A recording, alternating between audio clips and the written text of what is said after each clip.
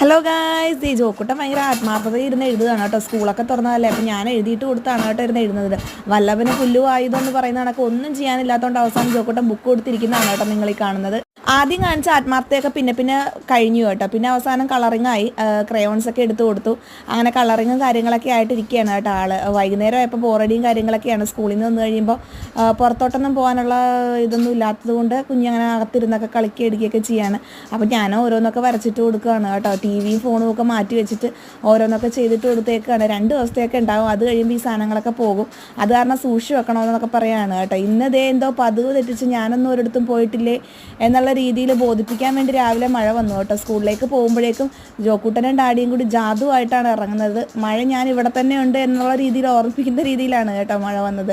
അപ്പോൾ ഈ ജോക്കുട്ടന് ഇഷ്ടമുള്ളവർ മറക്കാതെ സബ്സ്ക്രൈബ് ചെയ്യണേ. ഇപ്പോൾ ജോക്കുട്ടൻ സ്കൂളിലൊക്കെ പോയിട്ട് വരികയാണ്. അപ്പോൾ അടുത്ത ഷോർട്സിൽ കാണുന്നവരെ Tata bye bye, thank you.